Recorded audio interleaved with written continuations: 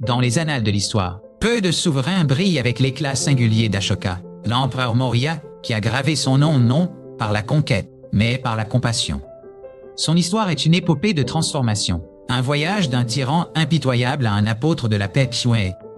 Ashoka est né vers 304 avant notre ère, petit-fils du grand Chandragupta Maurya, le fondateur de l'un des plus grands empires de l'Inde. Dès son plus jeune âge, il a montré une ambition féroce et une aptitude remarquable pour les affaires militaires et administratives. La compétition pour le trône était intense, marquée par des intrigues de cour et des rivalités fraternelles. Les légendes racontent qu'Ashoka, dans sa quête impitoyable du pouvoir, aurait éliminé plusieurs de ses propres frères pour s'assurer la succession. Cette période de sa vie lui a valu le surnom de Chandashoka, signifiant Ashoka le féroce. Une fois sur le trône, il a poursuivi une politique d'expansion agressive, cherchant à étendre les frontières de l'Empire Maurya à travers le sous-continent indien. Son appétit de conquête semblait insatiable, chaque victoire alimentant son désir pour la suivante. Le point culminant de cette ambition sanglante fut la guerre du Kalinga, un royaume indépendant sur la côte est de l'Inde.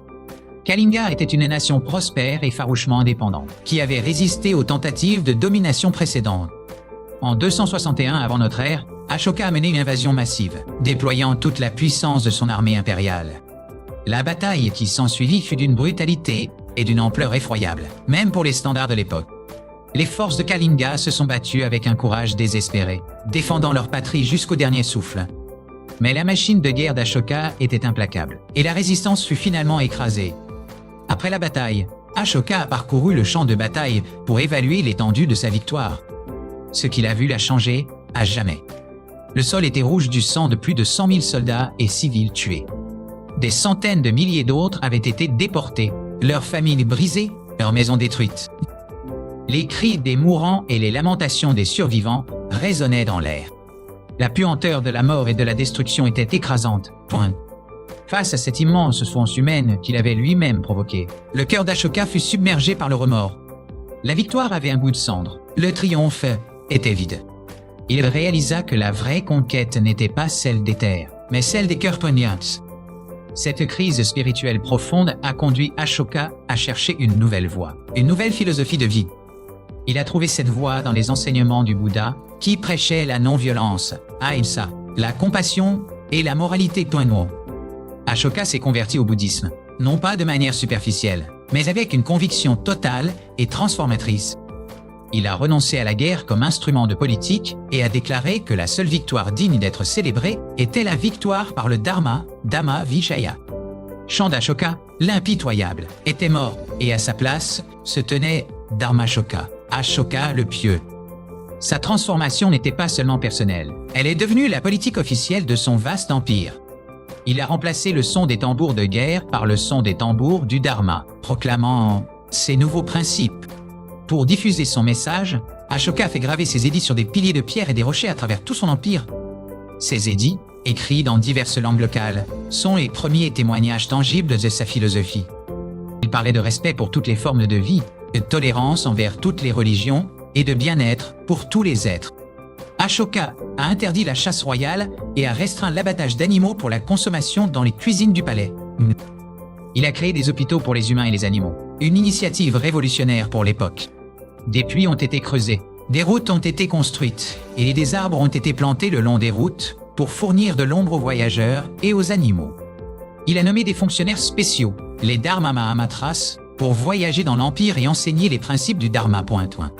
Ces fonctionnaires étaient également chargés de s'assurer que la justice était administrée avec équité et compassion.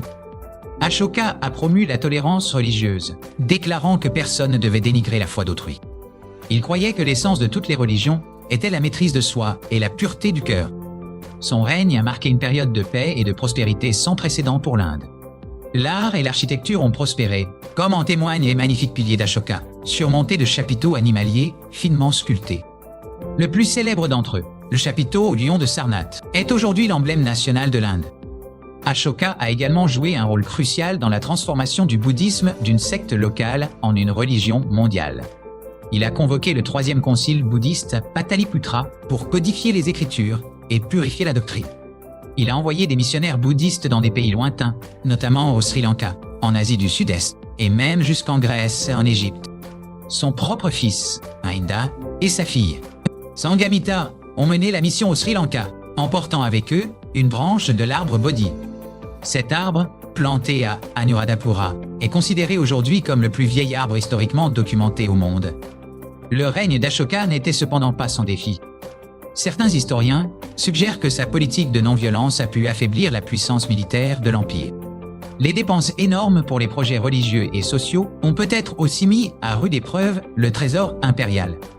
Malgré cela, son engagement envers ses idéaux est resté inébranlable jusqu'à sa mort vers 232 avant notre ère.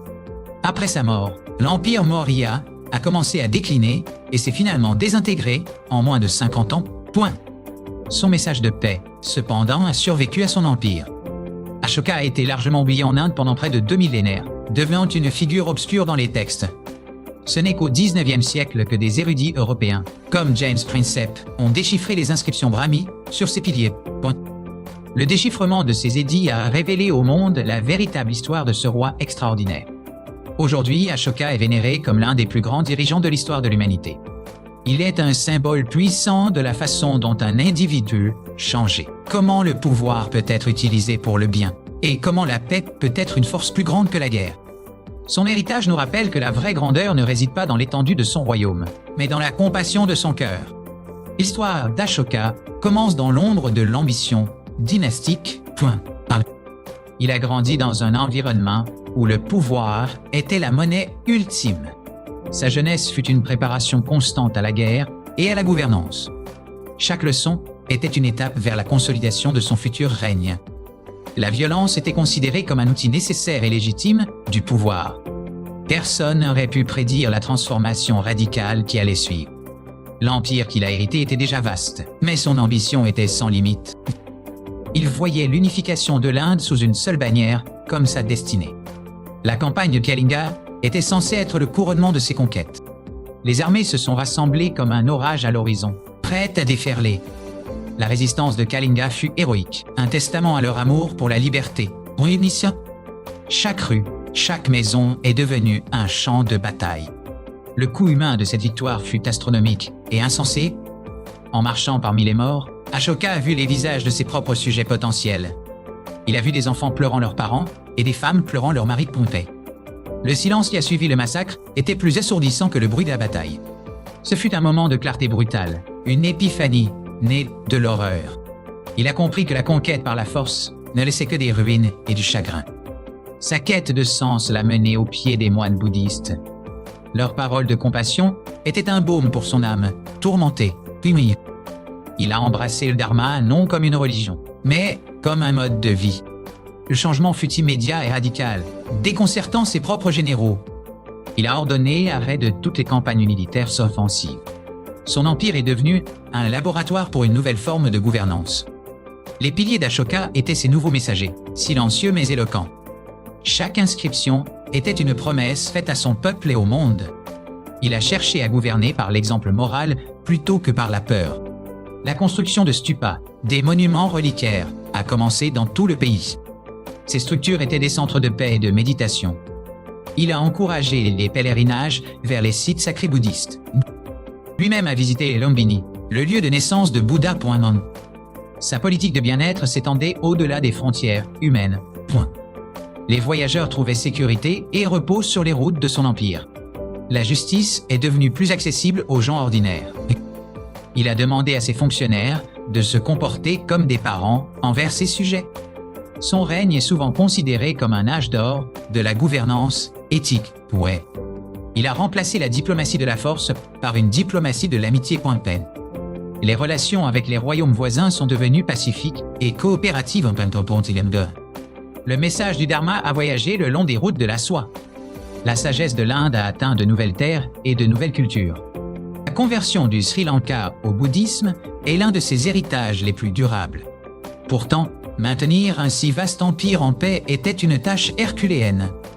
Les frontières devaient encore être gardées, même sans expansionnisme. Les dernières années de sa vie sont entourées de mystères. Certaines légendes disent qu'il est devenu un moine errant à la fin. Sa mort a marqué la fin d'une ère extraordinaire. Ses successeurs n'avaient ni sa vision, ni sa force de caractère. Non. L'Empire s'est effondré, mais les graines qu'il avait plantées ont continué à pousser. La redécouverte de son histoire a été un moment de fierté nationale pour l'Inde moderne. Jawaharlal Nehru, le premier ministre de l'Inde, l'a souvent cité comme un modèle. Le Ashoka Chakra, la roue à 24 rayons sur le drapeau indien, symbolise le mouvement et le progrès juste. L'histoire d'Ashoka est une leçon intemporelle sur le pouvoir de la rédemption. Elle montre qu'aucun dirigeant, aussi puissant soit-il, n'est au-dessus de la loi morale. Son règne prouve que la paix n'est pas une utopie, mais un objectif politique réalisable. Il a transformé un empire basé sur la conquête en une communauté basée sur la confiance. Son influence se fait encore sentir aujourd'hui dans la pensée bouddhiste à travers l'Asie. Il reste une source d'inspiration pour les dirigeants qui cherchent à construire un monde meilleur. L'empereur qui a choisi la paix plutôt que la guerre a gagné une bataille bien plus importante. La bataille pour l'âme de l'humanité. L'âme de l'humanité. Son nom résonne non pas comme un conquérant, mais comme un guérisseur. La douleur de Kalinga est devenue la naissance de la compassion universelle. Il a prouvé que la plus grande force réside dans la douceur. Son administration était un modèle d'efficacité et d'humanité.